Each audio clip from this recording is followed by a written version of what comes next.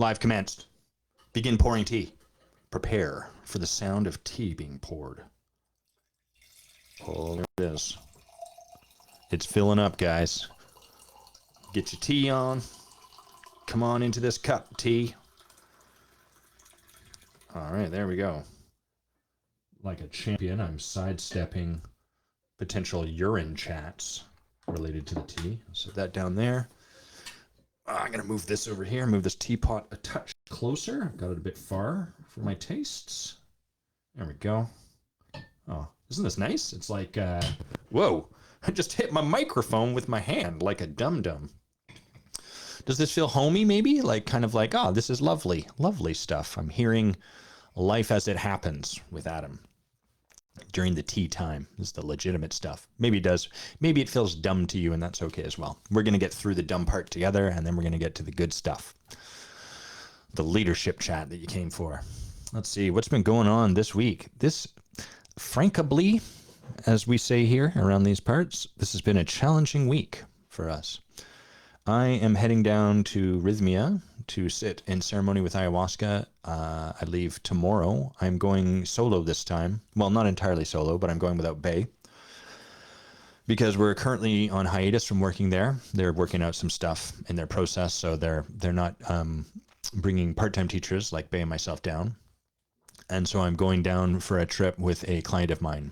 Usually when people work with me, part of the package is it includes me taking them down to do this sort of work. So that's going to be exciting. Going to go down and work with this guy that I've been working with for maybe 4 months or so. We've been doing some beautiful work, and I'm excited to see what gets kind of shaken loose as we sit in ceremony together. So we've got that going on.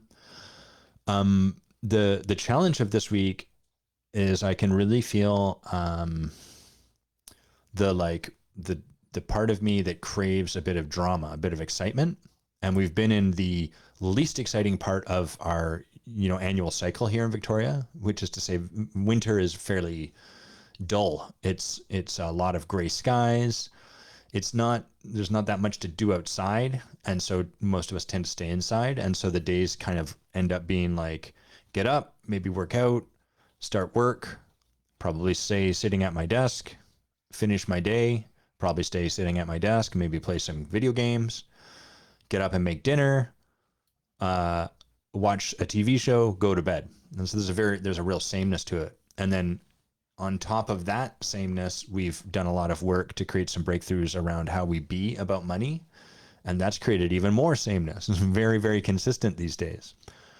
And then, so there's all of that, which has left, I think, both of us, but certainly me, feeling quite stir crazy. And I can feel that part of me that longs for drama. And so like the ways that have manifest are, we've certainly had some relational drama. We've been moving some big stuff together in our relationship. Kind of, well, maybe I'll elaborate a little bit in a few minutes, but on top of that, I've been watching myself like pouring drinks, alcoholic drinks throughout this week. And I've not really been drinking much at all since December. So it's been like a few months of just not really having anything to drink.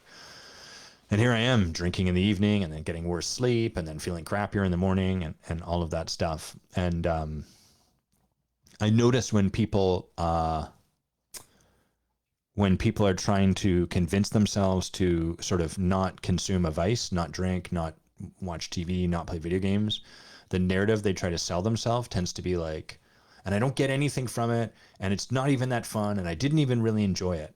And I can feel the temptation, to vilify the thing, in this case alcohol, like a nice cocktail, but it would just as easily be like porn or video games or going out and having an affair or whatever your version of that is.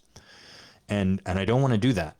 And I don't want to do that because that would be denying a truth. And that truth is that like there is something I enjoy about it, and there is like a deliciousness to a well-made cocktail, and there's like a craft of doing so, and there's like a bit of a buzz, a bit of mild euphoria. And of course, after the first drink becomes the second and then becomes the third drink, it's like, yeah, it's not so much fun. But I don't want to try to tell myself there's nothing that I get from it, because that is to deny my truth. And if we deny our truth, then we can't be with our truth. And if we can't be with our truth, it's pretty hard for us to move past it. So that's been up. Sit in your bed there, Grimby. Now you're going to just wander around a bit and probably start to moan at me and complain about the fact that I'm not letting you out of my office. Relationally, Bay and I have been through the work with our teachers. You know, a lot of the form of intimate work that we do, and some of the work that we're gauging based on to see who shows up to the intensive. We might be bringing some of this work to the intensive, but the work we are practitioners of is yogic. It's yogic intimacy, or the yoga of intimacy, as you want to call it. And a yogic practice or art or solution, we could call it, is designed to have asanas, which are like positions, postures, poses, practices, things you do that put you directly into a state of confronting where your edge lies. So in physical yoga, you know, like Ashtanga or whatever, you might have like this sort of lock, this maybe energetic kink in your body where your back, you learn to hunch it over because that made you smaller and that allowed you to meet the needs of your parents telling you to stop showing off. So you've got this sort of locked up energy in your back. As you practice yoga, you're going to straighten and lengthen your back through some of the asanas, like perhaps downward dog. And that's going to bring up the energy of being too big, of being too much, of showing up. It might do it quite subtly in that situation, but the idea is the asana moves you into a direct experience and confrontation with that which you kind of locked away or created this sort of locking up of yourself to avoid having to be with. So anytime we're doing a yogic practice, the power of it is that it moves us directly into that thing. And this is in contrast with stuff like CBT, cognitive behavioral therapy, talk therapy, you know, a lot of counseling approaches, which are more, they're less yogic in nature and more, they have you talk through and explore some of what's going on, and then you go into your life and maybe hopefully practice out there. So it's sort of like, now armed with new insight, you can go into your life and do things differently. And so that can be helpful too. It's not to deride it, but the practice of a yogic practice, that what's powerful about it is in the moment we get to witness it coming up. And together our yoga has been moving us closer and closer to confronting something that's been like hot for us, like big, hot, not hot like sexy, but like, you know, it's got some charge to it. And I'm not going to go into the details of it because I want to honor both of our process, and it's still something we're moving through, and it's not just me that I'm sharing something about here. But ultimately, it's been sort of something where, and you may be able to relate to this, where like we haven't been able to fully stare at it and confront the thing. Instead, what we do is what most of us do is like, oh yeah, I can see that thing, but that's not really the thing. And then looking past it. And these past couple of weeks, we've really kind of been able to bring that to a place where like, there's no way of looking past this. We have to stare at this. And that's created like a lot. It's driven up a lot for both of us. So it's been tiring, a bit of a tiring week, bit of a challenging week, but also like a really profound week. And it really feels like we're doing some really potent work and moving some really big boulders out of the path that we want to walk. You know, this sort of stuff is, we can't move past it until we confront it. And a lot of our desire, we're going to come to this, I'm going to talk about like, do we have to have resistance? But like a lot of human desire is like, well, can I like have the dessert without having to eat the dinner? Like, can I have the benefits of having confronted this without having to go through the awfulness of confronting this? And you can look like the vast majority of our problems are a function of that way of being, of trying to basically shortcut having to, you know, confront the thing we don't want to confront and like just be with the consequence of that while we confront it, so as to have something on the other side of it. Instead, we just keep coming up with like these workarounds, like, well, maybe if I do it this way, maybe if I do it that way, maybe if I change things up and do it a little bit differently, maybe if I try this for a while. And of course it doesn't work, because it's all rooted in avoiding, ultimately on some level, the very thing that will set us free. Let's put this phone into do not disturb mode. Don't disturb me, people. I'm unwilling to be disturbed right now. All right, put you there, phone holder. We'll put you in it. Phone in, phone holder, successful. What's up, 3 viewers? Who the heck's here? Who are you? Put a comment in there saying your name and your address and your mother's maiden name and the city you were born in and the name of your best friend when you were a kid. and also your first pet.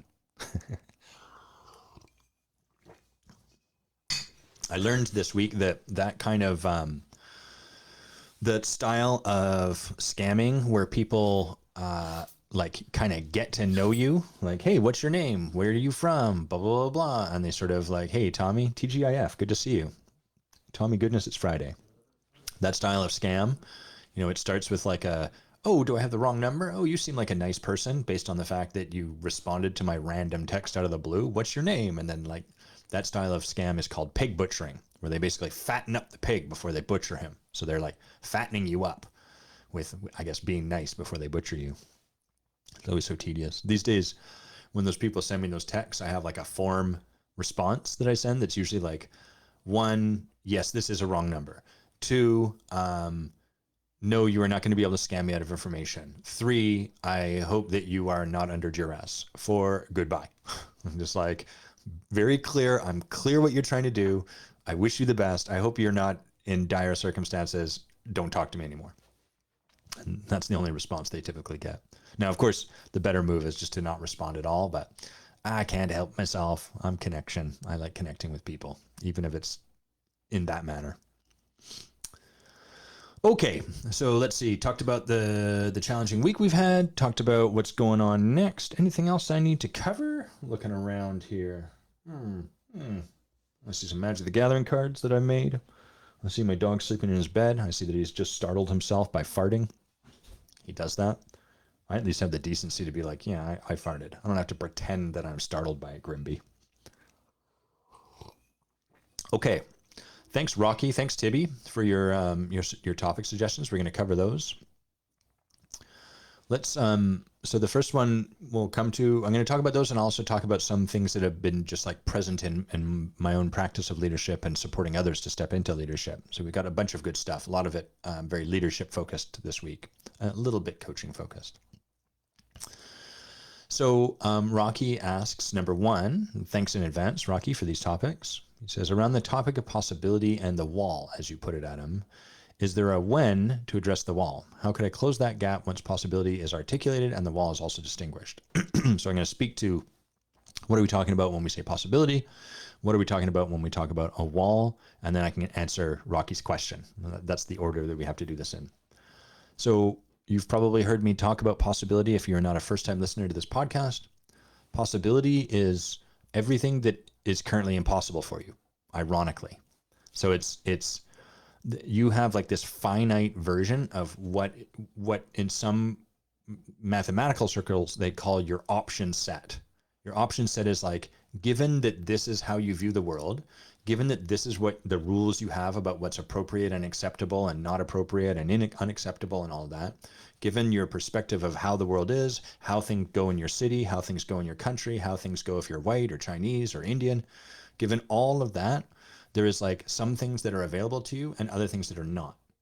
So like if you live in a culture where personal individual autonomy and space is highly regarded and you would never, ever, ever, ever interrupt someone, then it is kind of, you would never even talk to a stranger. You would, the height of what to do is to like keep your head down. Then we would say part of what is impossible for you in your world is to meet like beautiful women or beautiful men that you want to date on the street, because you have this cultural story that's been internalized that says like it's never okay to talk to someone. You never do that. And therefore, approaching someone on the street out of the blue is never okay. And therefore, that is an impossible thing for you to have. And so that is what we would say lies in the realm of possibility. It's not actually currently available to you, but in the vast field of everything outside of what is currently predictably available to you, we call that all possibility. So possibility is literally everything that does not currently seem to be available to you as an option and or a set of results that would come because you have those options. Let's just refill this tea here. We start to pick up steam. The train is starting to pull out of the station. I'm starting to pick up some steam. All right. So that's the starting point for this, the possibility. And I've talked about this in the past. Our life is an active argument for why that stuff is impossible. So we hear that and we might think like, oh yeah, what a dum-dum. He should just go and talk to people. Like, okay, you have a cultural thing, but just talk anyhow. And that's how we relate to other people's sort of impossibility. But our own does not occur that way. Our own occurs as like, yeah, well, it's different for him because blah, blah, blah. But for me, this really is, you don't understand, Adam. It really is this way in Germany, or it really is this way in Zimbabwe, or it really is this way in Canada or Victoria. Like the number of times I've heard people say, like, Adam, it's not, for me, it's not like where you live. Here, people don't really know about coaching and they're not really interested in it. Yo, Victoria's got tons of stuff up its ass about coaching. It is not the way you think it is, but that doesn't matter because the water we swim in is the water we swim in, and we really hold true to this stuff. So the reason someone would ever work with a coach as opposed to like a consultant is to be able to attain that which currently exists as impossible for them. A consultant can help you. A consultant, really good books, webinars are all very good at helping you get what is inside your realm of predictability. That is to say, if you were like, I want to pick up a woman and I want to like, there's this convoluted path I have to do it because in my culture you have to do X, Y, and Z and you're never able to do A, B, and C. But through that path, it's available. I just don't yet know the path there. A consultant can help you do that because there's not going to be any kind of breakthrough required. You're not going to have to break through your rules about what's acceptable or not. All the stories and beliefs that currently dictate what you can have, you're not going to have to break through that. So consultants are very good at supporting you to create results that don't require a breakthrough. Coaches that are not very deeply embodied in their work, that don't have particularly deep practices and haven't really created much in the ways of breakthroughs for themselves, are also good at supporting you to create results you're predictable for. So as an aside, what you tend to see a lot of in the profession are coaches that hire coaches, and the client in this case, the person that hires the coach, has hired someone that doesn't really have the ability to help them create a breakthrough, but it's okay because they were already reliable to generate results. So the way this looks is you see a lot of coaches hire coaches, generate a bunch of results, but they create also a lot of burnout for themselves because what is predictable for them is creating results but getting burnt out. What is impossible for them is creating results, creating abundance, but also having this experience of like a relaxed, peaceful, easy, awesome life with lots of spaciousness. That's the impossibility. They can create one of those two, but not the both. So we work with coaches, we work with transformational leaders because we want to create a result outside of what's currently available in our possibility set. Heading into possibility. So that's possibility. Whenever you start to look at possibility, you're going to come up against the wall, which is all the reasons why that possibility can't exist. So if someone comes to me and says, Adam, I really want your support over, say, 3 months to support me to like create a romantic relationship that is like my forever relationship and that I really love and that I really stay with till the end of time. And I want to meet this person like easily, just on the street. I don't want to have to go to like 50 different stupid speed dating things. I don't want to have to do all these things. I just want to see someone beautiful and I want to approach them and I want to feel good about that. And I want them to feel good about that. That is possibility. So as soon as they say, I want to do that, and they catch this glimmer of like how maybe there's the possibility that could actually exist as something, immediately what's going to show up is their wall. They're like, here's why I can't have that. And they're going to get stuck on the wall. Their mind is going to start to like, yeah, but you couldn't do that because if you do that, you're going to look like an idiot. And if you approach someone on the street, they're going to think you're a jerk. And if you blah, blah, blah, blah, you're going to, and they're, So this is the wall that Rocky is talking about.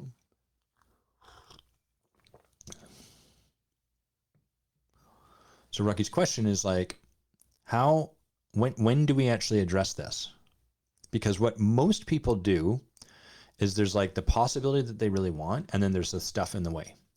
So we've got this pot of gold, as one of my teachers used to put it, that we want. This is everything I dream of. Oh my God, it'd be amazing. But here's what it's going to require. I'm going to have to like get over my fear of talking to people in person. I'm going to have to go outside rather than stay at home. I'm going to have to get out in front of a computer screen. I'm going to have to like talk to people and they might think I'm a loser. I got to do all that stuff. And so as we start to think about that, our vision, our focus shifts away from the possibility, like the juiciness that might be available to us, and it starts to really focus on the wall. One way you could think of this is like, if you really want to ride a bike, the place to focus your attention is on like the possibility of riding that bike. Oh my God, I could like, as a kid, I could like get further and I could go to my friend's house anytime I wanted rather than only when my mom would drive me. And like, oh, I could go in bike races and I'd be able to ride down hills and be super exhilarating. So at this point, I'm focused on possibility and I'm inspired by that possibility. But now I start to be like, oh, but getting on that bike is going to be scary because what if I fall? And I don't really understand how the pedals work. And like, oh, those brakes are confusing. And oh, I don't like it when I turn the wrong way and I fall. And I start to put my attention, my focus on the wall in the way, the thing I'm going to have to get over to achieve this possibility. And the more attention I put on that bike and the fear that I have around it and the wall, the more I'm going to get kind of locked in that. I'm going to get stuck in like, this sucks. And this is how we kill possibility. We put our attention on what's in the way, and then that wall, so to speak, that problem, that thing we have to get through becomes bigger and bigger and bigger in our mind until it becomes unobtainable. We fixate on it. So the thing that we usually want to do as coaches is invite people to come back and get present to the possibility. A leader is always re-enrolling people in the possibility that's available rather than the thing in the way. Yeah, you will have to scale this wall. But are you scaling the wall because you feel you have to? And while you're thinking about how the wall sucks and like, I'm willing to do it, but it's going to suck. That's going to be a less motivating place to come from than like, I'm scaling this wall because I'm excited about the possibility of going out and spending time with my friends anytime I want. The ultimate freedom as a child. This is going to be amazing. Depending on where your attention is, you're going to have different results. Your motivation is going to stay for longer. So Rocky's sort of question then ultimately is like, okay, so we want to keep putting attention on the possibility, but then when do we look at like what they need to do to move forward?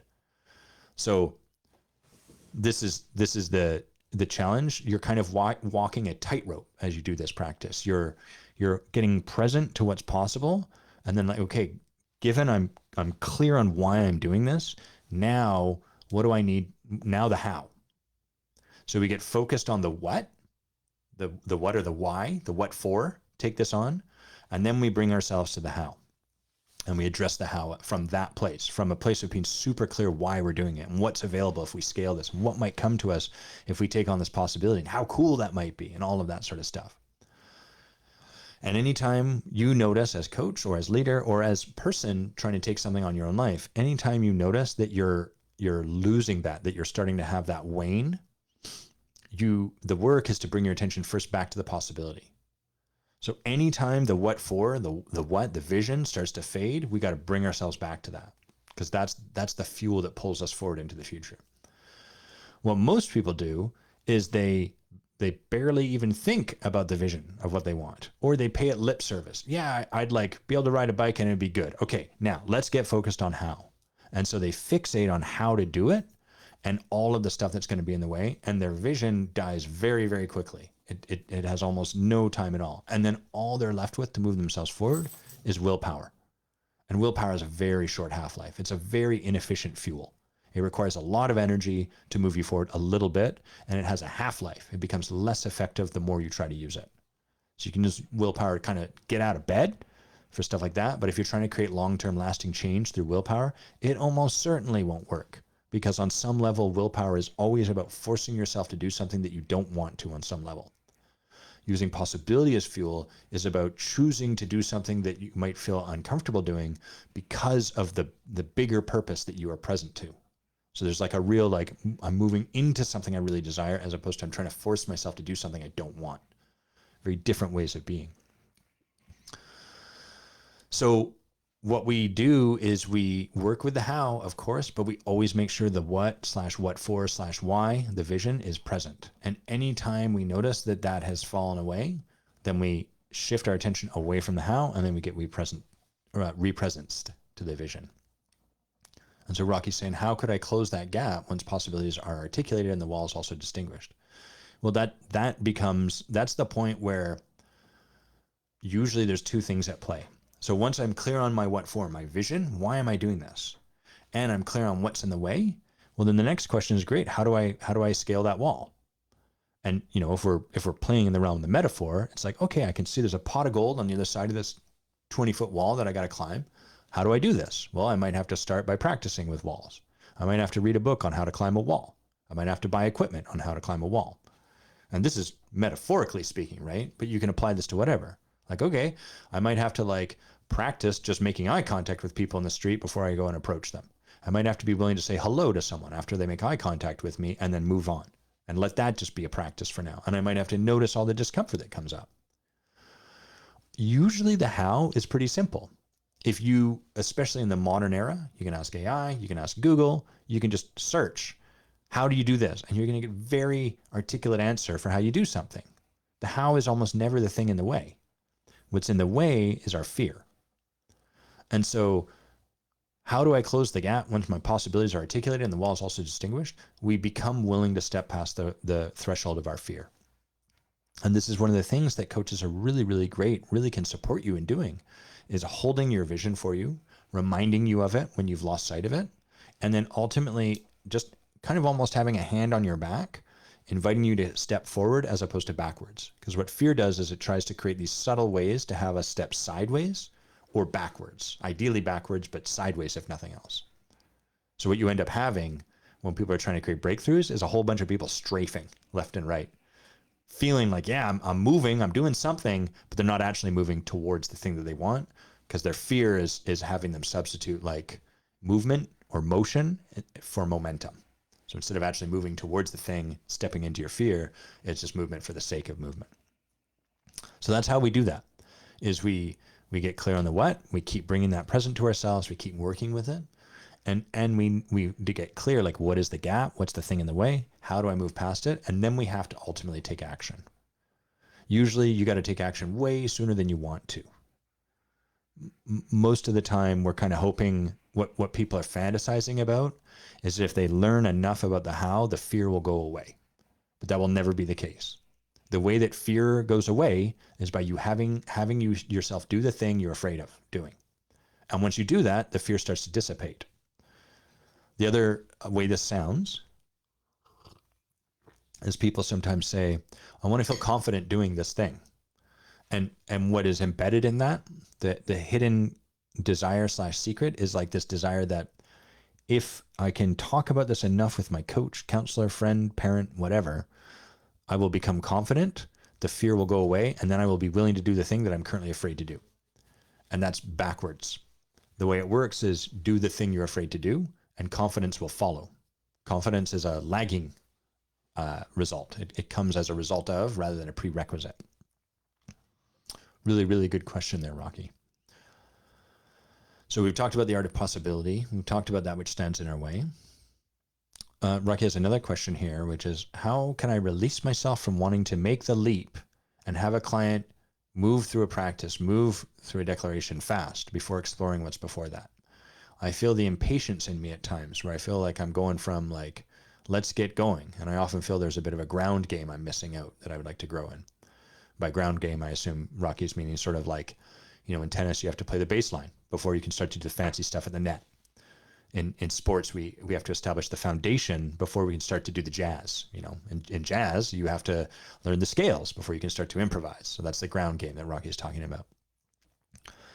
So in the world of transformational work, coaching, leadership, just being a human being that wants to create transformation in your own life, the thing that is almost always in our way is our desire to be somewhere other than where we currently are.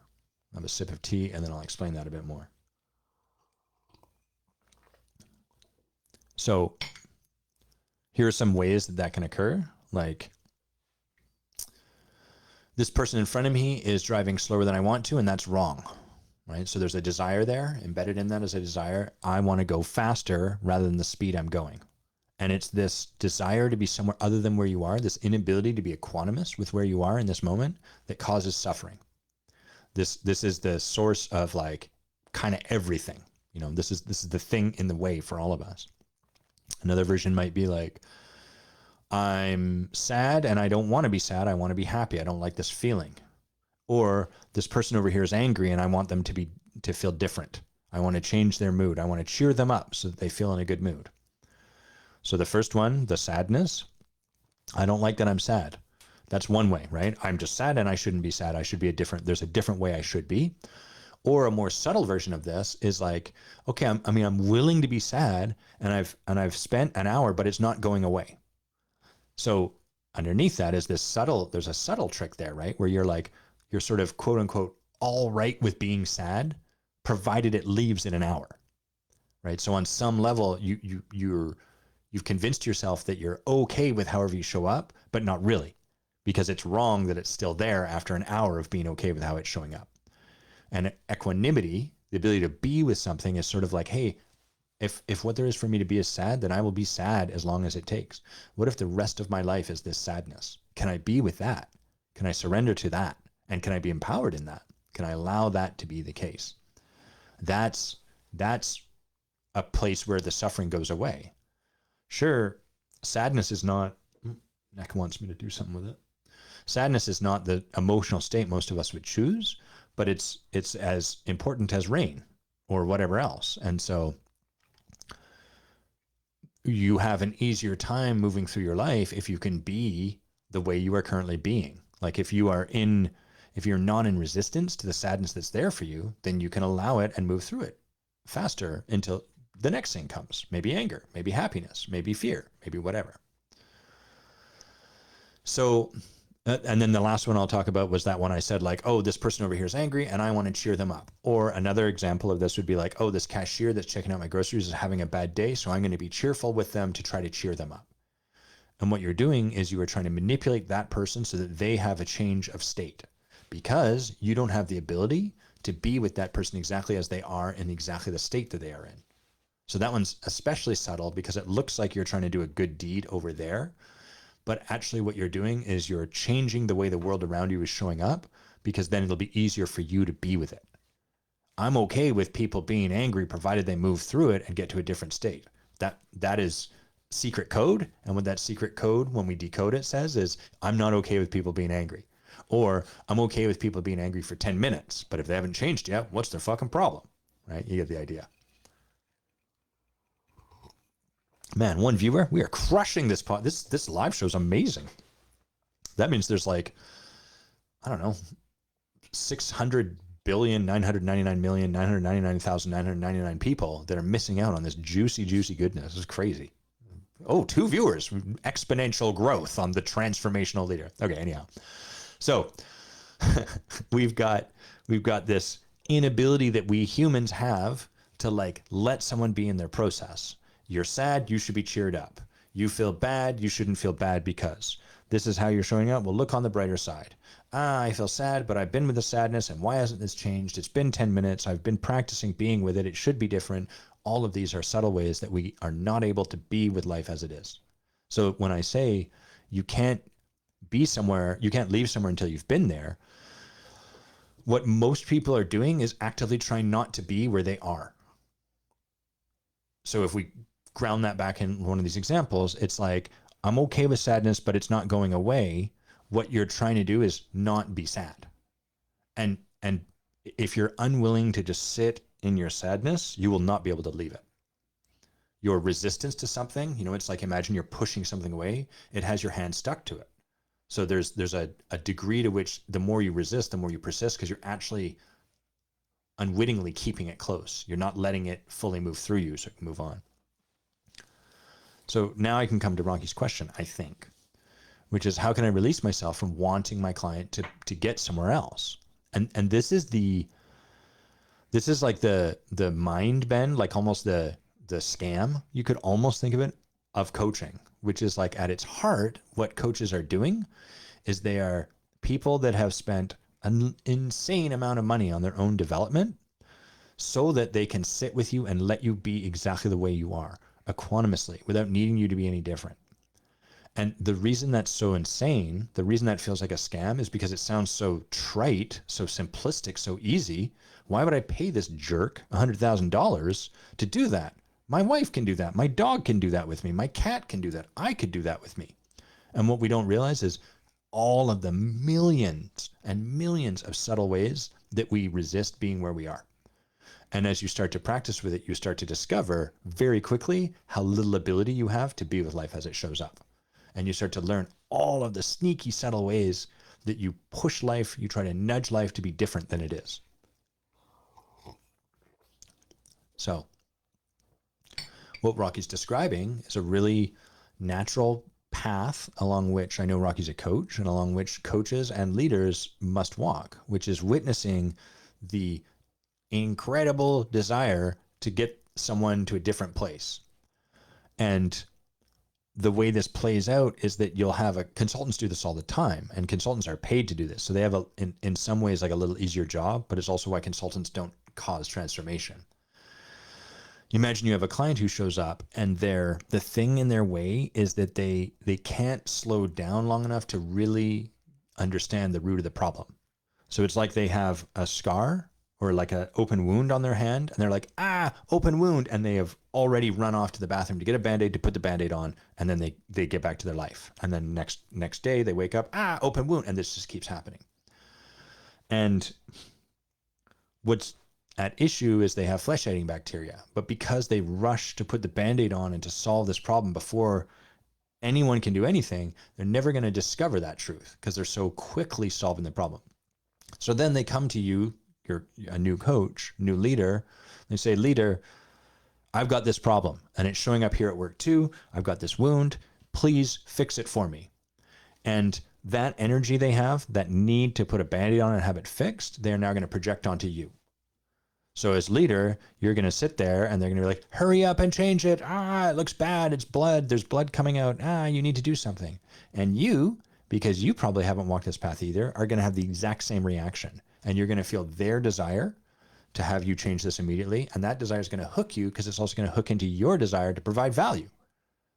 How could I possibly just sit here and not do anything? And then boom, you're off to the races and you're doing that.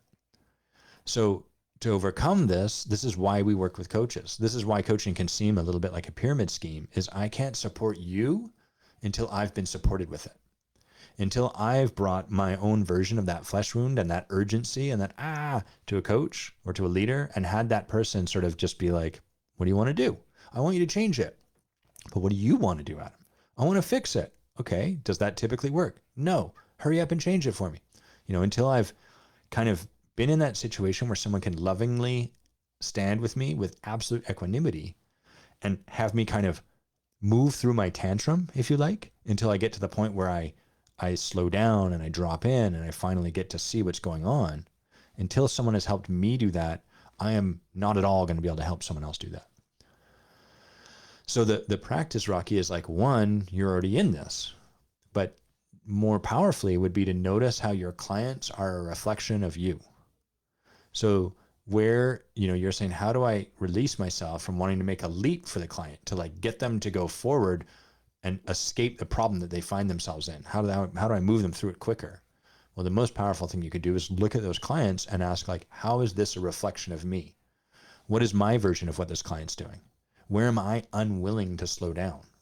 Where am I unwilling to like sit in something and let myself be in the muck before I put a silver lining on it, or before I fix it with a convenient solution, or before and like, so one of the vast, like, fascinating, like, mysteries of this work, this transformational work, is how counterintuitive it is.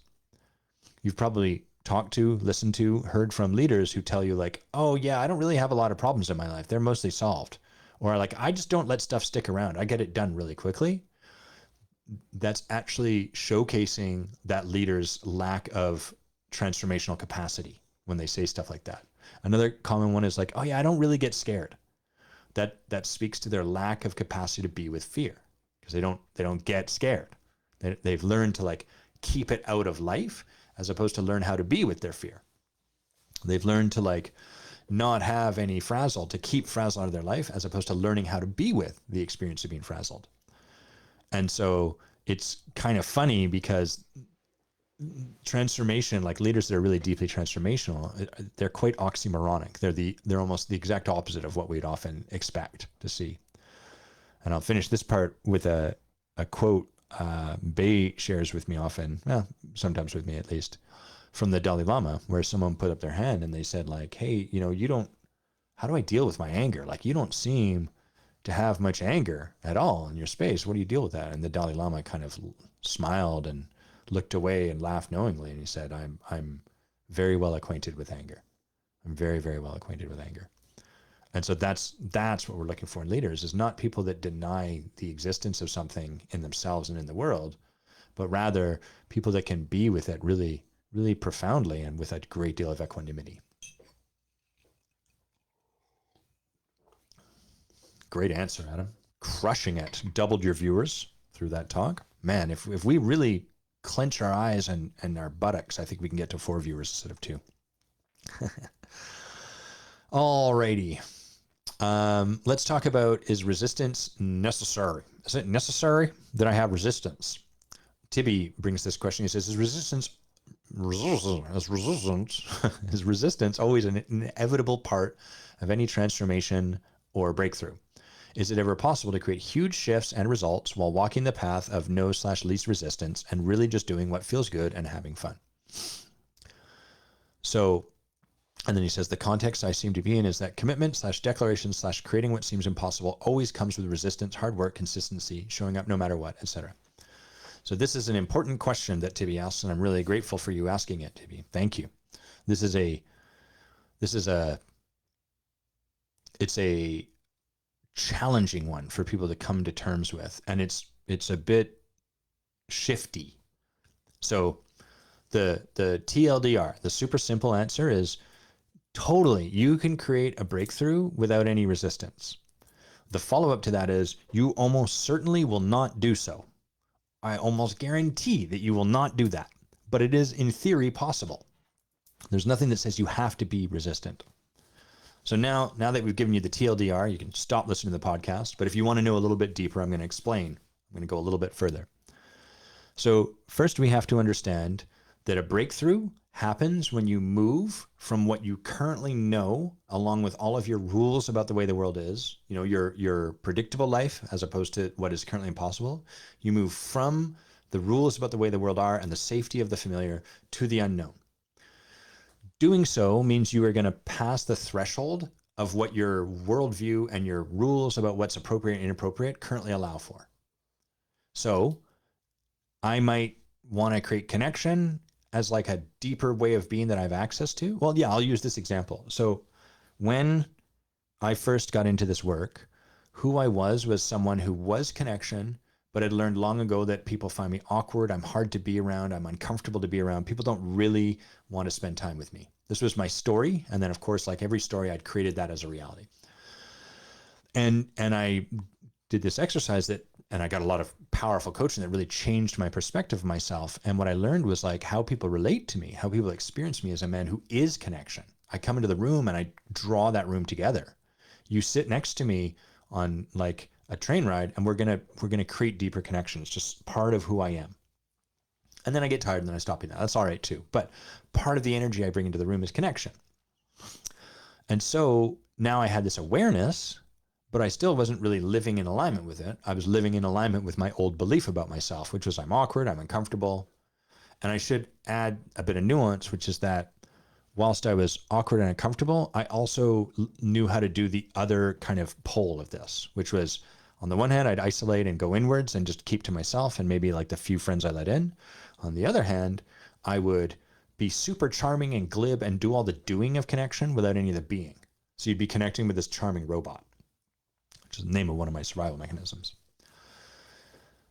And so I wanted to change that. I wanted to like live more aligned and more expressed as the connection that was who I truly was, like my birthright, the energy that was within.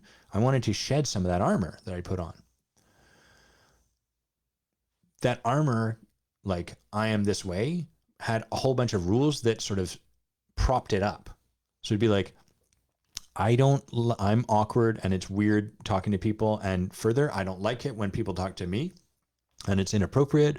And you never go and talk to strangers on the bus and blah, blah, blah, blah. Like rules upon rules upon rules, like a well-established foundation, like a house foundation. You know, it's like not just a wall sitting there. It's a wall with struts, with trusses, and everything holds it together. So that's how my worldview and that's how your worldview are.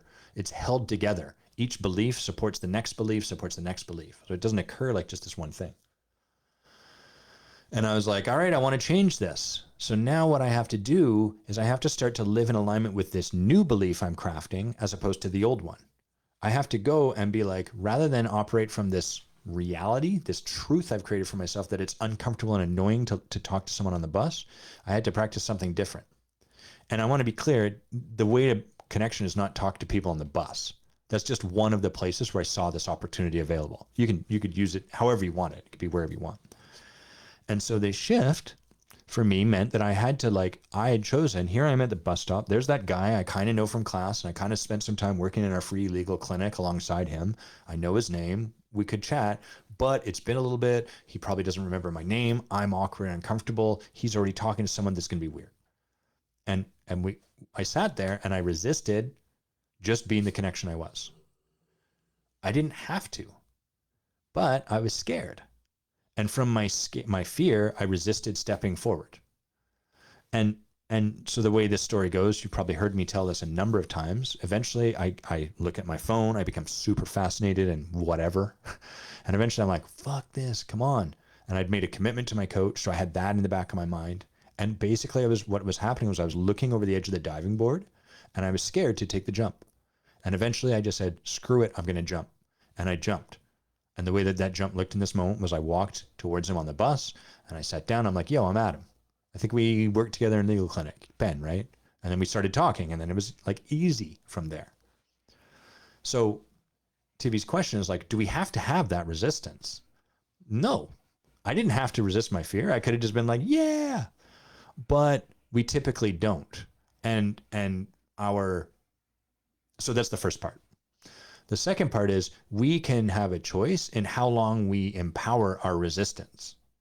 We can, okay, my dog's, one moment, please. I told you, buddy. I knew you were going to come in and start making weird noises. Yeah. You can take your toy with you too. And you're going to come. Guys, he's going to come and interrupt me again. He's going to kick open that door. I can tell. Grimby has no respect for the podcasting process.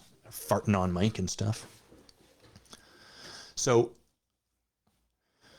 anytime we are moving towards a breakthrough, we are moving into our fear, because fear exists in the unknown. It is inextricably a part of it. You cannot step into the unknown without facing your fear. That is just part and parcel. And if you think that that's the case, I want to let you know that you are either not stepping into your unknown the way you think you are, or your fear does not occur to you the way you think it does. But one way or the other, sure enough, I've worked with thousands of people and it's always this way. So we can't dodge this bullet. What we can do is we can minimize the amount of time that we stay stuck in that resistance. This is always on offer. Like in theory, I could have just been like, whoa, I'm a little scared. And I can be like, okay, it's just fear, off I go. But what actually happened was I was like, I'm scared. And then my head was like, dude. And then it started this whole stream of consciousness about like how this guy's going to think you're a wingnut. And like, what about that assignment that you didn't, maybe you should prep a little bit more on your phone while you're waiting for the bus, like a total weirdo, all of that sort of stuff. So when we are engaging in transformational work, what we are really ultimately doing is we are learning how to recognize that resistance as resistance rather than as like something that is real. That's the first step. So typically what happens is our resistance shows up and then we're like, we don't go, oh, I'm simply resistant to stepping deeper into my possibility. What happens is our resistance shows up and we're like, yeah, that's a good point, head. I really do need to like put my focus on here. And actually this would be quite obnoxious. And actually, in the wake of the modern movement, maybe even making eye contact with people is wrong. I should be good and blah, blah, blah. And now we're lost in it. We're swept away in the fog of our resistance, and we can't even see it as resistance. So the first step is we just distinguish, oh, what's happening is I'm scared, and this is preventing me from leaning into my fear. Here's a really salient example where this happens all the time, is whenever people want to start working with a coach that is going to like cause a transformation in their lives, there's probably going to be a price tag associated with that. And that price tag is scary, usually, almost always. And what happens is we start to when I'm working with people, we start to distinguish how the way it goes with money is happening here in the coaching conversation, but it's also the way it goes everywhere else in their life. So the opportunity for those people, to your question, Tibby, would be like, oh, this is my fear about money showing up. This is not real. This is a fear. And this is the same kind of resistance that shows up in my life. And what I'm going to do here is I'm going to jump off the diving board. I'm going to trust this. That would be the least resistant way possible. But guess what? They can't do that because it's too scary and because their fear takes time for them to move through. And so instead, what happens is sometimes if they're not able to distinguish this as their resistance, it becomes very real for them. Well, I really think I need to like triple check my bank accounts. And you know what? I really think even though I do this everywhere, I think here it really matters that I make sure I have all of this money up front before I take a swing and make a bet on myself and blah, blah, blah. And it's all fine and good, but that's the resistance. So the first stage is just to be able to recognize, oh, all of that stuff, I'm going to draw a box around it. I'm just going to label that. That's my resistance. And then the second stage is once you've put a box around that and can distinguish it as such, you still have to make a scary choice. And that's the other part that takes time. So no, you don't have to have resistance to create a breakthrough. Put differently, no, you don't have to have a breakdown, but you predictably will create one for yourself. Because one, it's hard to distinguish the fear in the moment as fear, as opposed to something that's real that we really have to give our time and attention to. And two, it's really hard once we have distinguished it as just fear, it's still hard to take the step into fear because it's going to be scary. And because anytime you take a step into fear, there will be risks. And what we're hoping for underneath like Tibby's question, what most of us are hoping for is like, can't I create a breakthrough without having to have risks? Can't I have rewards without having to have risks? Probably not. I was in conversation, this was almost a decade ago, with a coach I knew she was very, very brilliant, but she was not really trained as a coach, and also like kind of had a bit of a,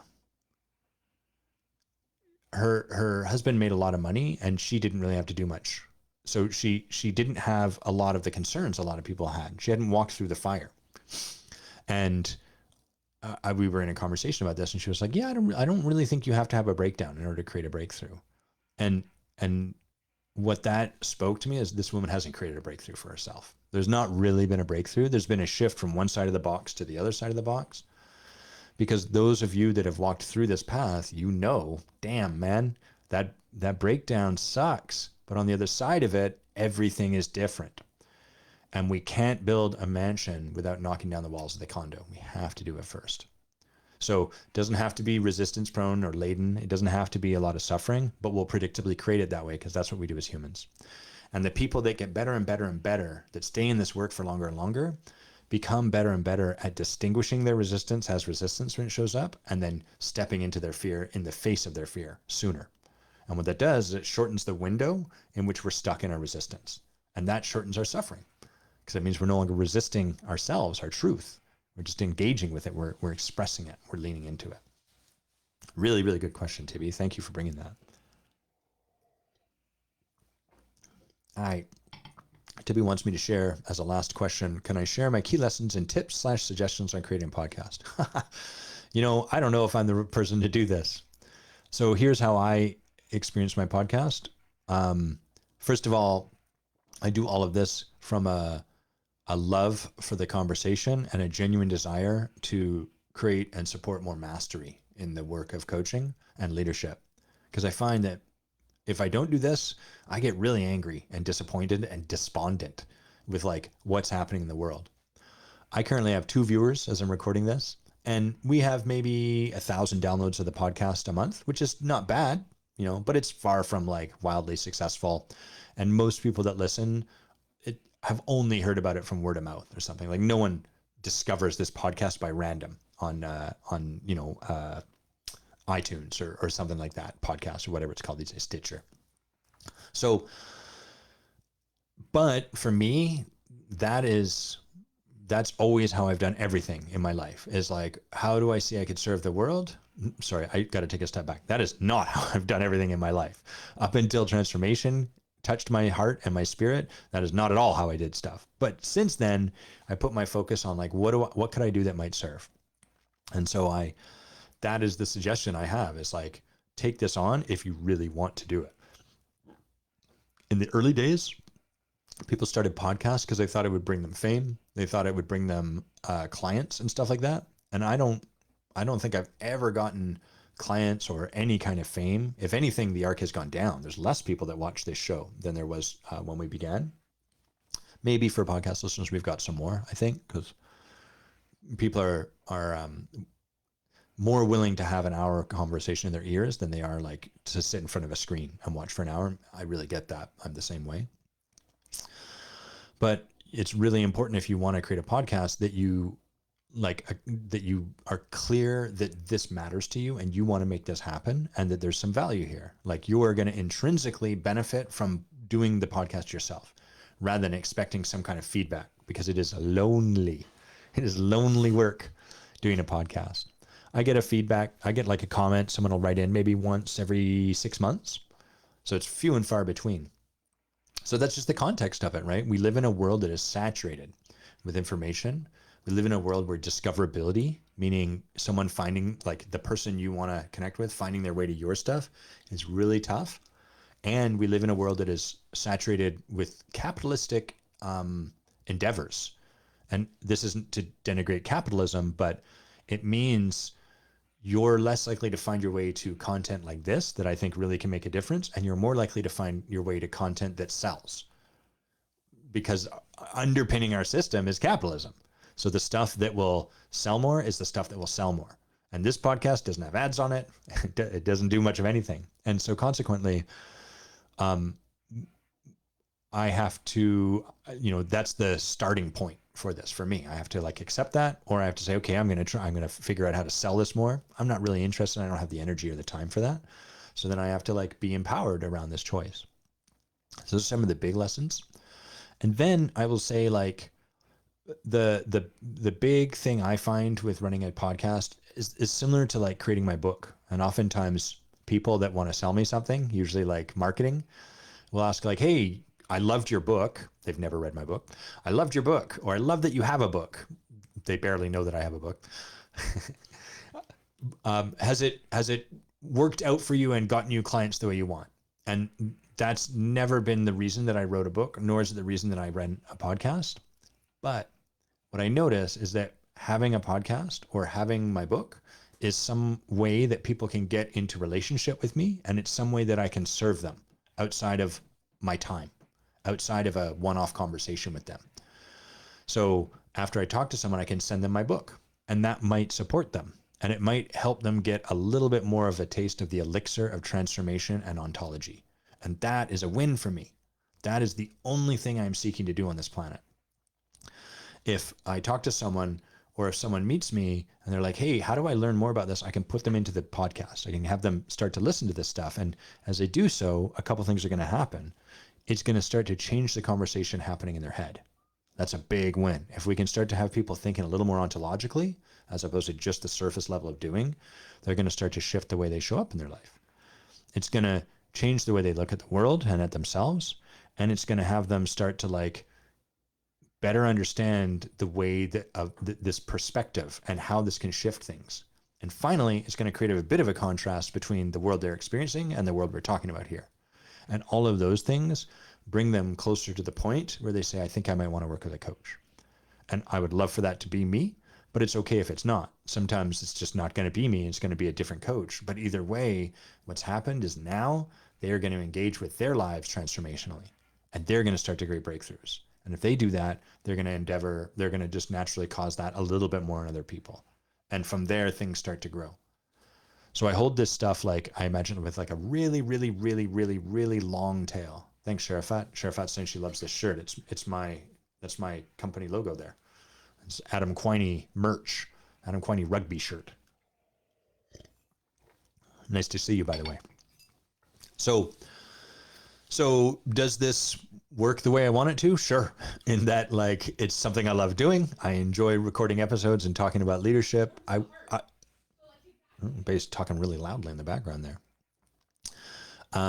It allows me to spread ontology, transformation, breakthroughs, all of that stuff into the world at large. And, maybe one day, hopefully, this will be the bedrock of our conversations. This will, over time, I think, become the default conversation that we're in, as opposed to the exception to the default conversation that we're in.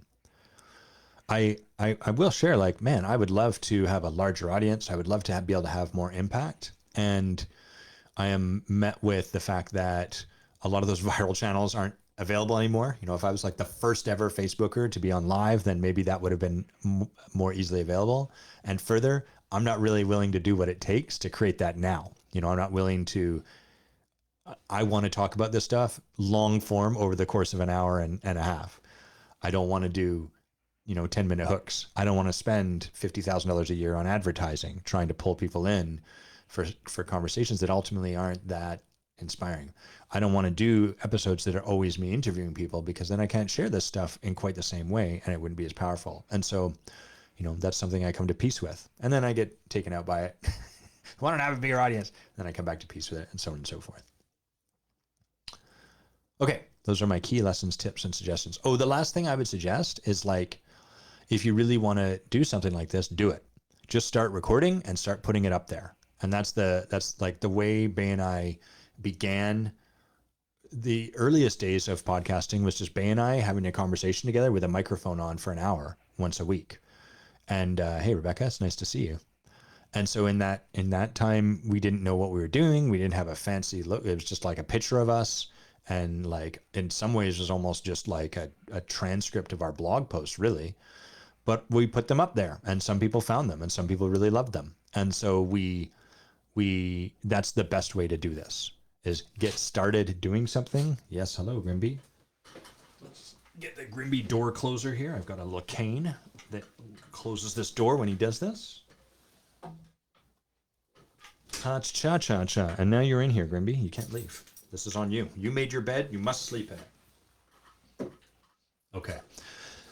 So by starting something, you will discover the things that you need to take care of. If you wait until you've got everything that you need to take care of handled, you will never start something, and there will always be a new thing to take care of. And this is just the way it works. So we craft the plane as we're flying it. Do. Yeah, what do you love about your podcast, Rebecca? I don't think I've ever seen Rebecca sharing she's trying to get back into her podcast. She just needs to do it. What do you love about it? Tell me that. Let's talk about why leadership sucks. Why does leadership have to suck, yo? So I just finished a podcast episode on this, and I am going to revisit it here. So I apologize if this feels like a rerun, but this is going to be a bit of a deeper cut. The experience a lot of people are going to have as they have their leadership developed is one of, like, being told that they suck. Many leaders suck and will project suck onto you. So there's many leaders that have not done the deep work to, like, clean themselves out of their own blame, to see how much blame and, like, frustration and all of that sort of stuff they have in their life. And consequently, you're going to get the experience of that being projected onto you. Like, you don't do something, you suck. And those leaders have conflated responsibility and blame together. So when they ask you who's responsible for this, what they're really asking is who fucked up, so that I can hammer you in the head. And even if they're, like, super nice and using, like, flowery language about it, underneath that, who they're being is who fucked up. This is an example where you can't hide being. You can tell people with, like, 60 minutes of flowery prose that you're not mad at them, but if underneath that you are mad at them, it's not going to matter. They're going to feel what's underneath. We feel being always, even if it's undistinguished. Meaning you might not be able to say what's happening is Adam is speaking one way, but he's feeling angry, and then I feel that way. You're just going to feel like, this feels terrible. I feel bad. I feel awful. And then the 60 minutes of flowery prose is even worse, because it's basically like 60 minutes of being in the energy of you fucked up, but you can't even acknowledge that that's what's happening. This is the worst of both worlds.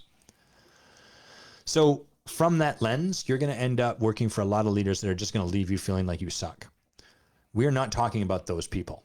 We're accepting that that is the fact of the matter.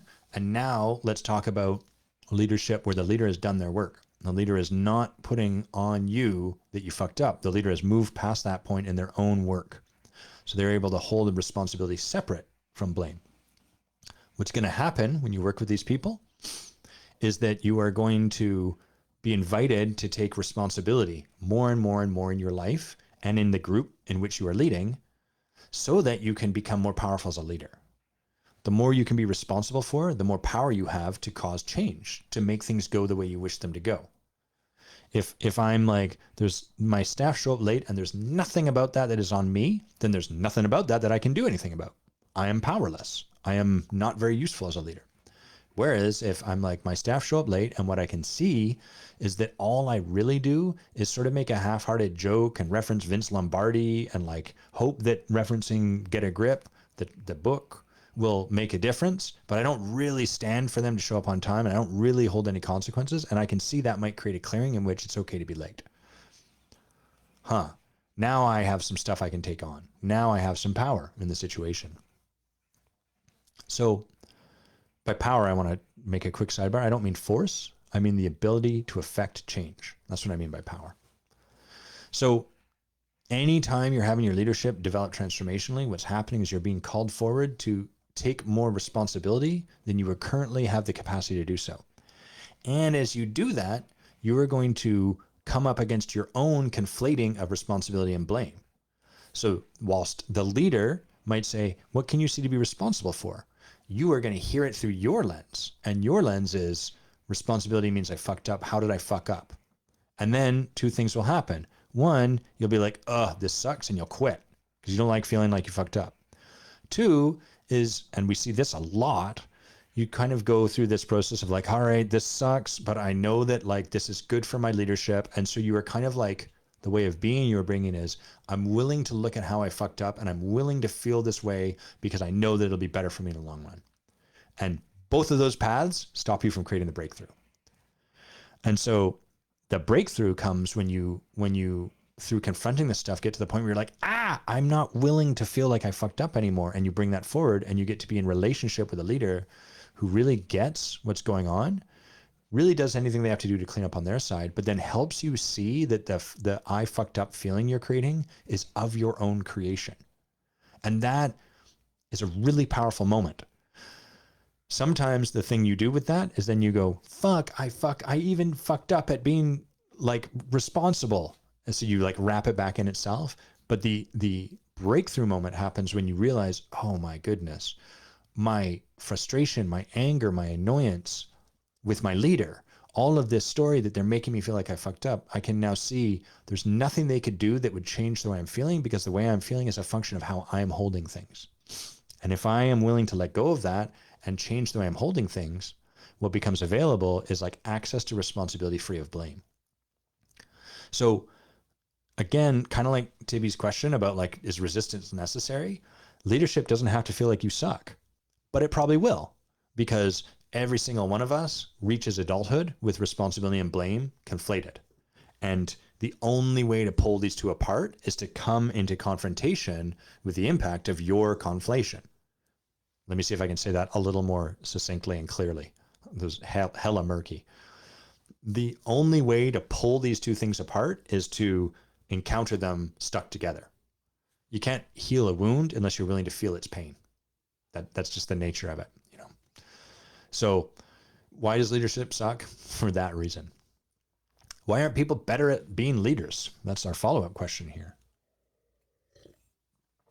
That's right. Rebecca's saying conflation meaning commingled. Yeah, conflation, commingled, or it can also mean like where you assume they're the same thing. You've like almost stuck them together, or like you relate to them as synonyms for one another when they're not. They're distinct. So they're indistinct from one another for you. You've got them wrapped up in each other. A lot of transformational work is helping people distinguish that way so they can pull apart things that are stuck together. Because as long as something's stuck together, then you that's a place where you don't have access to your full range of power. Your choice is limited because you see these two things as identical. If I see chocolate and vanilla ice cream as the same thing, then I won't be able to express my preferences as well as if I could see them as distinct. I'd be like, oh, I like ice cream. I would like some ice cream. And some days I get some ice cream. I'm like, I don't like this as much as I liked it the other day. Weird. I don't understand why, but give me some more ice cream. But once I can distinguish that chocolate and ice and vanilla are different, now I can start to ask for, well, I can start to discover, oh, I prefer chocolate. And I can also start to discover, oh, I'd like to ask for chocolate. I can now start to ask for that. And so now I have more access to power.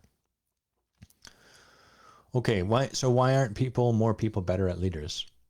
That's a weird sentence the way I wrote that. Why aren't more people better at leadership is what I meant to write there. Um, the answer to this question is because leadership is all of what I'm sharing makes a lot of sense in theory. All of that stuff, like is resistance necessary? It makes so much sense in theory. And in theory, it's like, okay, great. I've listened to this podcast. I'm going to go and I'm going to like do the thing. I'm going to take on that action because now that I've heard that, it makes sense. But in practice, it's not, it never makes sense. In practice, what makes sense is staying where you are. In practice, what makes sense is the status quo. And so on some level, potent leaders, transformational leaders are people willing to live a life outside of what makes sense, outside of the safety of making sense, outside of the safety of intuition, and are willing to live into the counterintuitive, to take the steps into the counterintuitive. And all of that is very, very scary, and the fear never goes away. Our relationship to the fear shifts. We become a little bit better able to see it. We become a little bit better able to like hold it with love and grace, and we become a little bit less resistant to it, but it never goes away and it never stops feeling scary. Like, I can't remember when it was. I think it was like maybe a month ago. I was sitting, Grimby, you are driving me nuts. I love this dog, but man, let me just let him out here. Yeah, okay. You make these horrible sounds, don't you? It's like someone rubbing a balloon across the wall. He's mastered this art of making a sound that sort of sounds like if you were to take your hand and rub it across a balloon, like that rubber streaking kind of noise. Ugh, I don't know how he does that. He's probably got some special balloon gene or valve or something in his gut. Yes, I was on a call with my coach and like frustrated, things weren't working. I was trying to figure out what I needed to do next. And she doesn't always share stuff this simply, but she really shared like, it really sounds like you're just scared. I was like, that's exactly what it is. Like, and what do? I don't do anything. In fact, often when we're afraid, the thing to do is to like be with our fear, just sit with our fear. And what people are, the way that corporate executive leadership, like the way most leadership that we see is selected for, is people rise up the ranks when they are, what's the term? I think it's prophobic, meaning when they feel their fear, they rush towards it, because that puts you in action, as opposed to counterphobic fear, which would be where you like turn away from your fear. So that form of managing your fear is like, I'm afraid, therefore I'm going to avoid this thing. Prophobic is like, I'm afraid, so I'm going to rush off the diving board and not look and blah, blah, blah, blah. And both of those are ways of avoiding our fear. And both of those bring us, they have particular pros and consequences. What you end up with is you have people in corporate executive leadership that have been selected for because they are really, really good at avoiding their fear a particular way. And that particular way gets them to a certain point, but then ultimately transformation requires an ability to be with our fear. And so you end up with these leaders who, the moment something shows up that's confronting for them, A, they don't see it as confronting. B, they don't realize their resistance to that fear is actually the stuff they're trying to do. And C, they rush off and do the thing. And then that ultimately ends up being a reaction to what they're afraid of. And so you end up having these companies that are led in large part by reaction to fear. And the world around us largely that's what's going on as well. So it's not that these people are bad or negligent or neglectful or narcissists or any of that stuff. It's that they're afraid, and fear is a very sophisticated adversary, and that we pretty much can't tackle it entirely on our own, because it's going to use all of our resources to hold us here. So we can get far.